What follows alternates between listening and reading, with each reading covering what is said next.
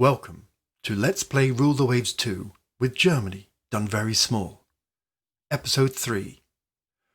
We're also at the start of the year 1903, so let's have a little look and see how we're doing. First of all, as I think I've mentioned before, going to war doesn't only give you, here we are in the black line as Germany, a boost to our income. We've gone from 36 to 50, so that's a 14,000 boost to our income, and very welcome it is too. But everybody else gets a boost. Look at the Royal Navy. They've shot up. They've gone up 37,000. They're not at war. They're not risking their ships. They're not paying any higher maintenance. It all feeds into their coffers. The same with everybody else to lesser or greater extents.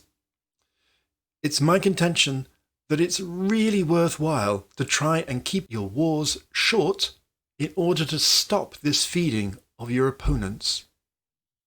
Whilst we're here, we can have a quick look at tensions.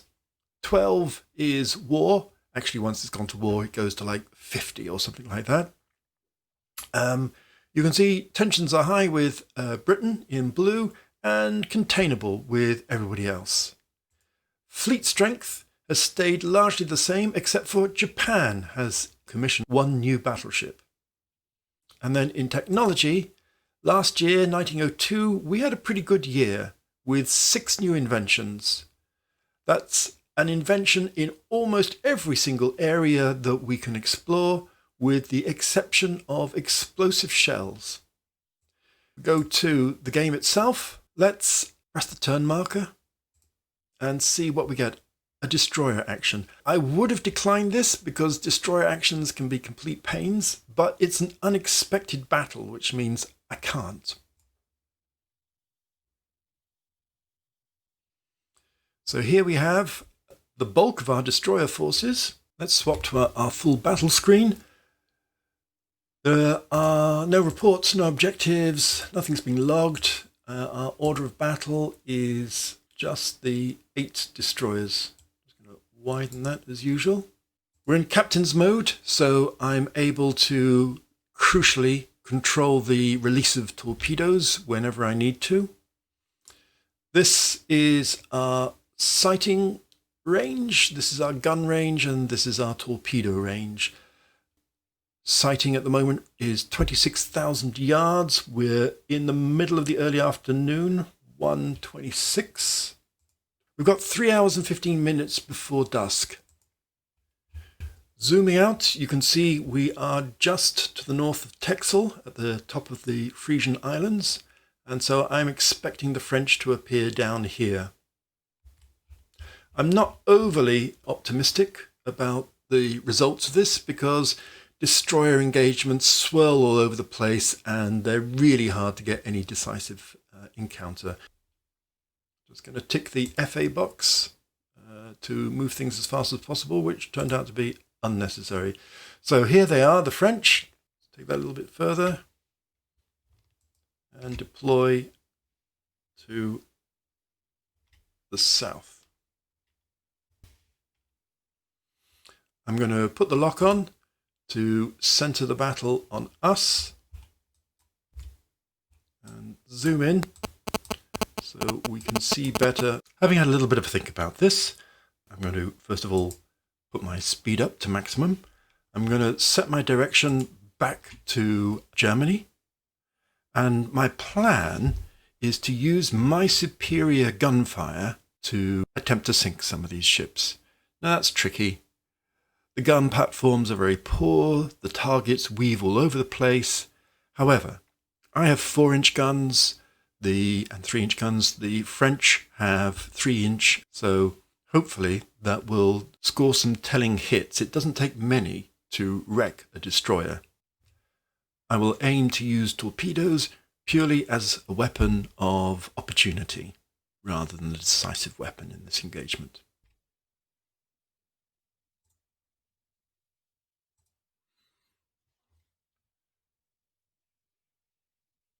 I don't quite know why my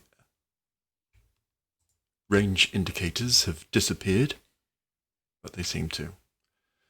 So I'm just closing the range The French are a little bit faster than me at the moment because I forgot to increase my speed.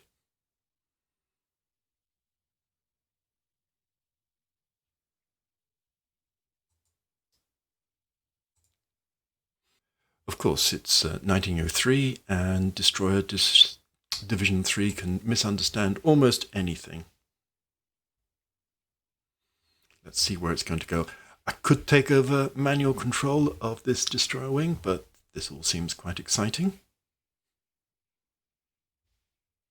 If not a little bit over interesting. As you can see, we've managed to get a hit on one of the Fauconneaux, as Google Translate tells me how to pronounce them. Fauconneaux.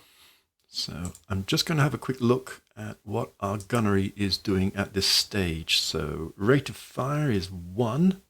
Hit chance is 3%. Okay, that's not too bad. Let's just have a little look at that detail. So basic hit chance of 9%. Target size is a big modifier. High vibration.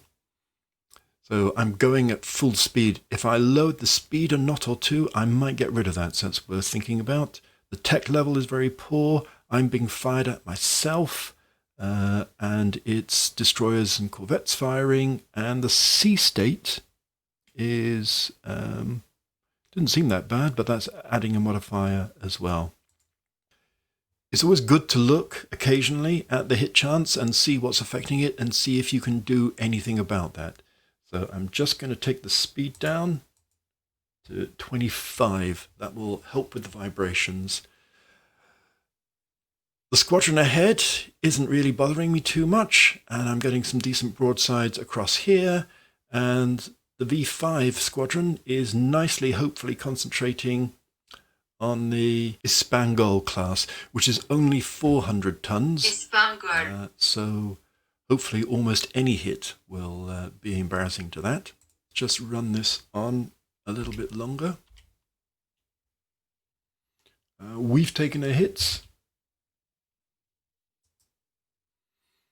Only a tiny one from a light hit. We can live with that. So a 3-inch hit. Hopefully that won't affect our speed too much. Now, it's probably worth at this point having a look at the opportunities for torpedoes. Fire torpedoes. Let's bring this into the center. No solution on the closest or on any of them. We do have a low, but I don't think that's good enough. Let's see if any of the others have any kind of solutions. No. And then finally, you can see the range is 1,600 to 2,000. With these terrible destroyers, that's just not very much. Oof. And a nasty hit there on G8. Actually, it's just the forward being disabled by a 3-inch hit. That's a shame, because we were down to a 5% hit chance with that. We still have a 3-inch gun. Now, if I just zoom in a little, you might have thought that this was all pretty good, straightforward torpedo kind of space, but clearly not. I'm just going to straighten out the range because we're down to 1,200 yards. With V5 division, I'm going to take them off AI control, and I'm going to set them to maximum speed and get them to straighten up and close and see what they can do. Do wish this log box was wide enough to actually show you decent information. Lots of no hits. Still with the no hits. Another one on V2 with some small damage, and another hit on, this time, the second Falconel. Now on V8 in the engine room. I'm going to have a look at that because that might be quite serious.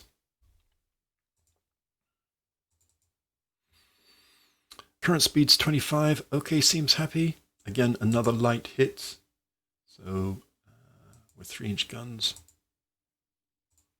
all seems fine.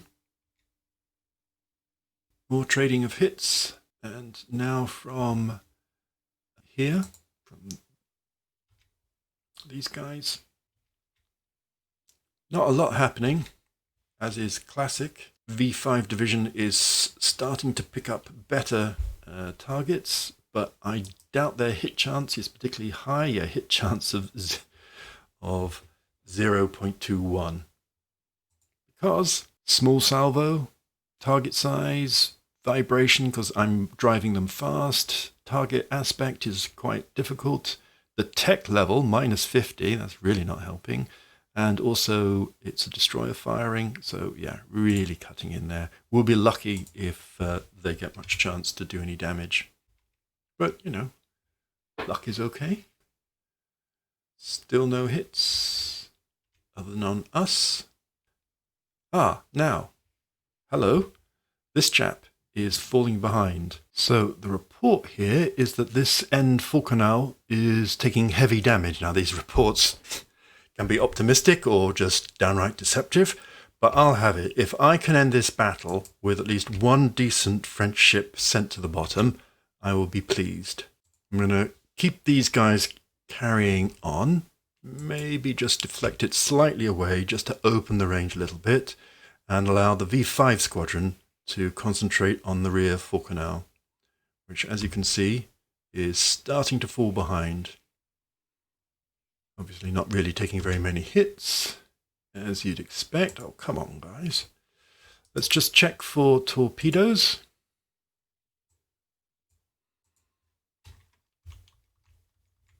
No solution. So we've got a low. They want to be, for some reason, shooting off there rather than having a look at the guy off their port bow. Yep, how weird. Just check if, say, the V3 behind has anything better. No. Okay.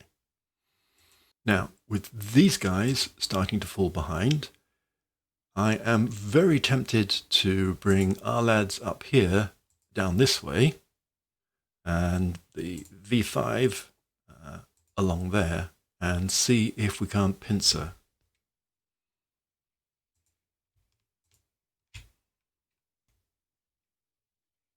Okay, I'm going to bring that down to 24 so that the division remains coherent.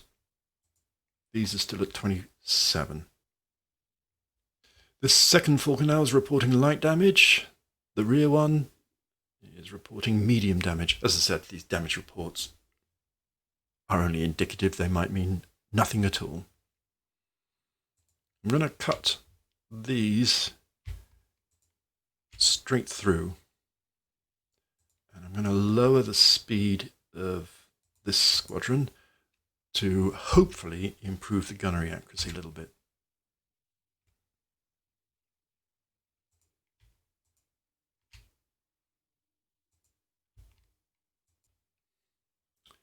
Now we're going to get in each other's way a little bit, which possibly can't be helped. Let's carry on.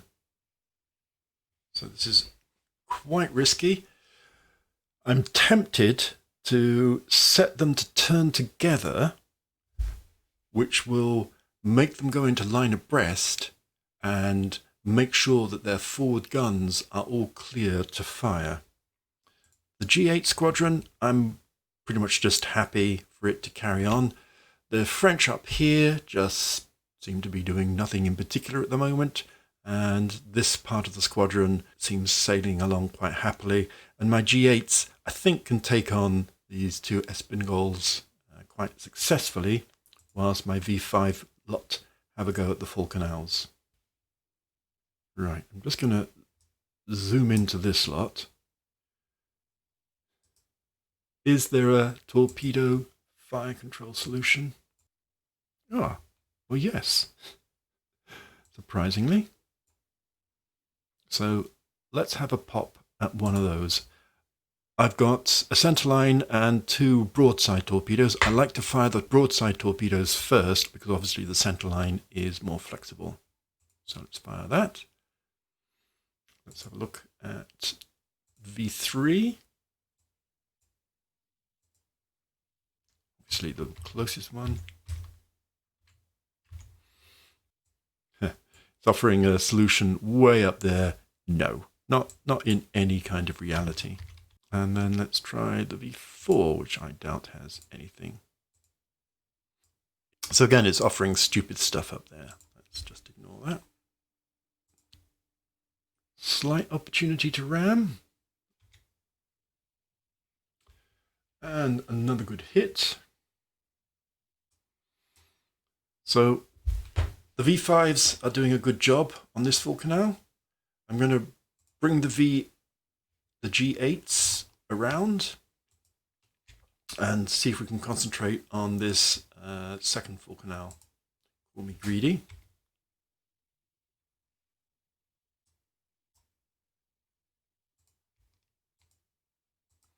I'm turning these G8s relatively slowly because I don't want them to necessarily lose too much speed.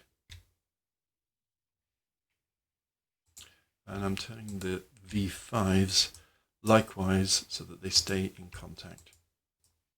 I'm going to change. I was hoping to change my target, but it's not letting me.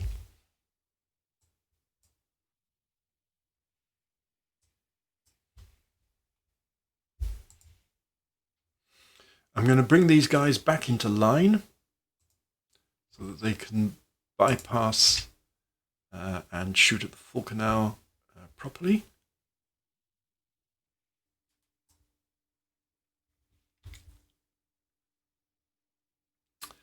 Just takes a small while. As you can see, this full canal is making a great deal of smoke now. So I'm hopeful that its days are numbered.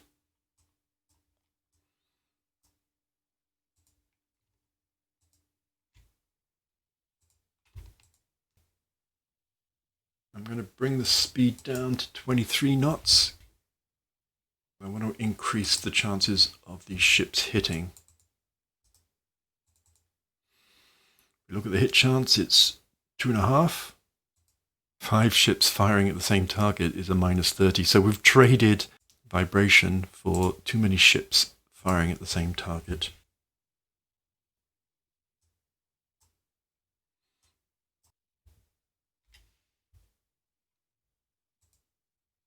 Oops. A little bit of ramming. Didn't expect that.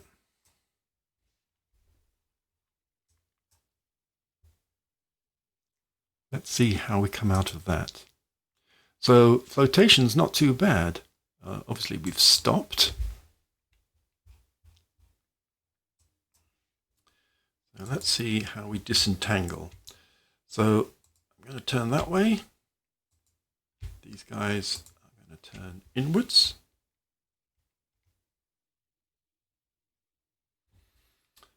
Generating lots of lovely hits, which is good. Let's see if we've just disentangled ourselves from French. Looks like it. Bit of flooding, but it's not too bad.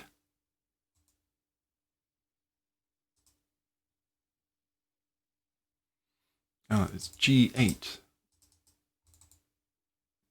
It's got some flooding and has stopped.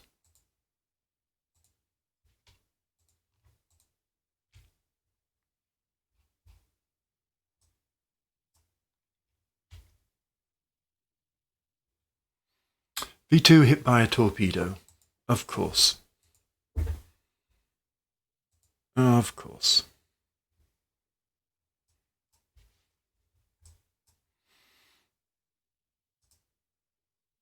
There's V2. Down to 9 knots.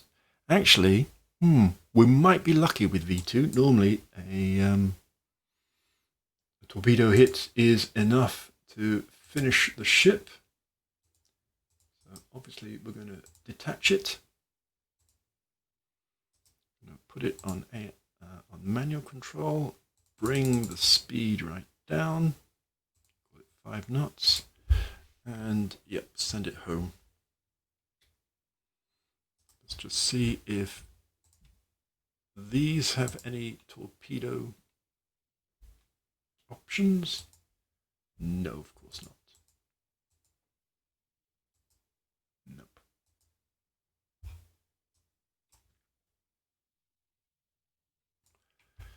So I'm going to bring these round. I'm going to sail these away.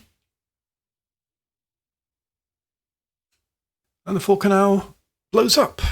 Well, that's very nice. We'll have that. So actually, I'm pretty happy with that. I'm going to increase the speed of that and of these guys. Let's straighten these out. Because really, I would like all of these guys to just go home now with one good victory under their belt.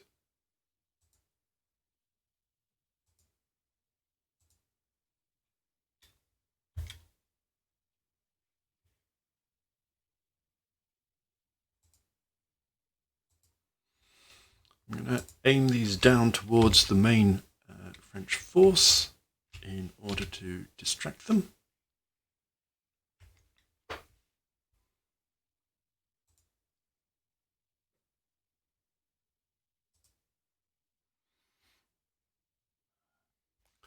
So G8's being a bit problematic because its maximum speed is currently nothing whatsoever. So hopefully the engine room boys can get their stuff together as soon as possible.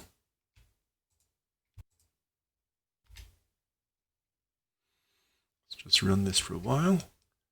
French coming back.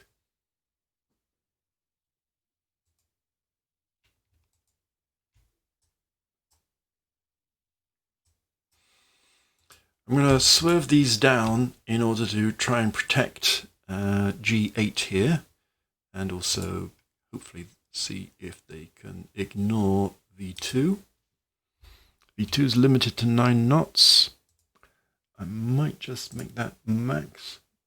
Well, bring it down a couple. I don't like to run them at full because you'll get bulkheads going and all the rest of it.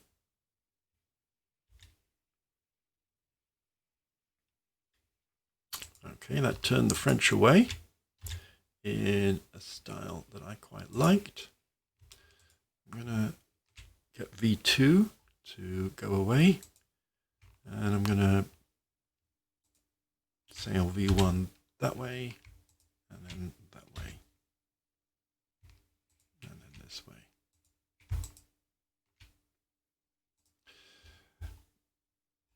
Often one of the best things to do, I mean, logically you'd send them to port, but often it's better just to send them away as far as possible. They're still struggling.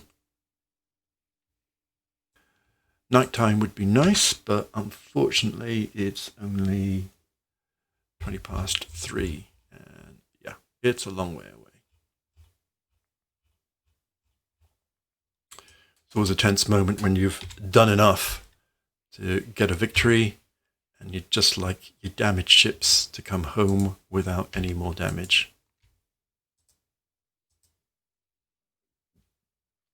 Now the V1's forward turret has been repaired.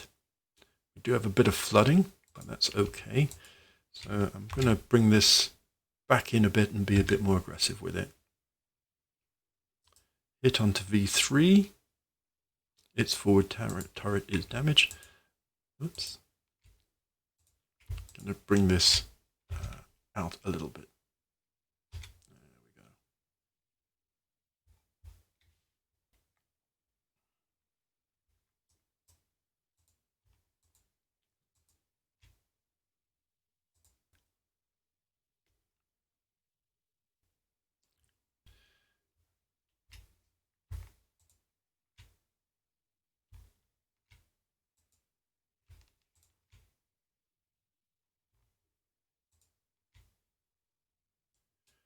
Okay, they all seem fine. I'm going to bring them down to cruising speed and turn back, and cruising speed and back. Just enough to distract them, and then go back up.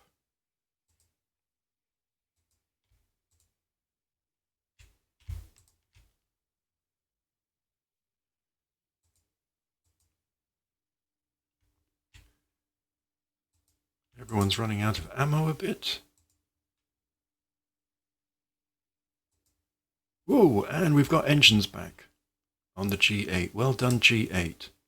Brilliant. And just double check I didn't see. Yes, it's flotation. No real flotation damage. So let's go chasing. So the V2 can just quietly go off the battlefield and no one will notice. And these guys can just steer away.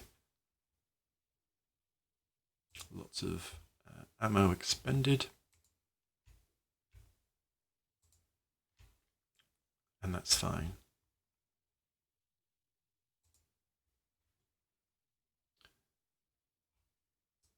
Just checking on my damaged ship. Flooding is good. Speed's increased to 10 knots.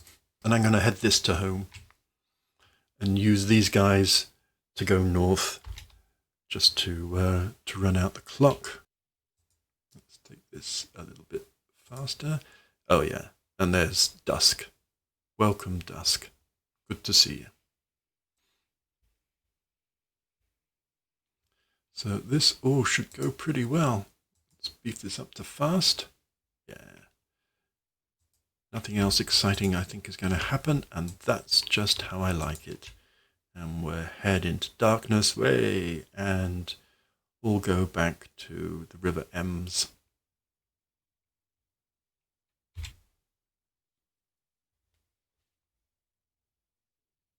Oh, come on, V2.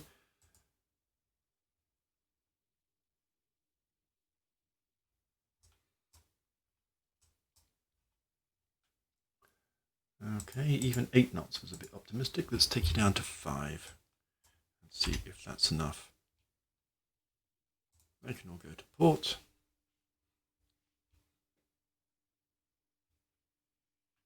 Oops. Well, really, they should have finished me off there. And I will see if I'm going to see if I could retire, but no need. The game's ended. So, we sunk one of theirs. Oh, they sunk one of ours. Didn't expect that. Let's see the ship damage. Who got sunk? And why? The V2 is sinking. Ugh.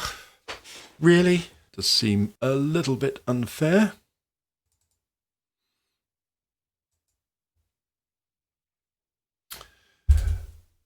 Let's bring this over here. So 3-inch hits, and then another takes a 3-inch hit. Torpedo, electrical power. Else it was electrical power. Yeah. Even though the flooding was tiny, and here it says it's not flooding, sinking through progressive flooding. Well, I feel a bit cheated again, it has to be said. I did nurse it gently. I didn't go at the maximum speed. The French ship totally wrecked. And look at this, the number of hits taken over and over again until the magazine blows up. This is after ramming V1 and the damage done by that. Have a look at that heavy damage. Nearly wrecked. Again, that's more typical. Comparatively light damage, but severe consequences on the ship.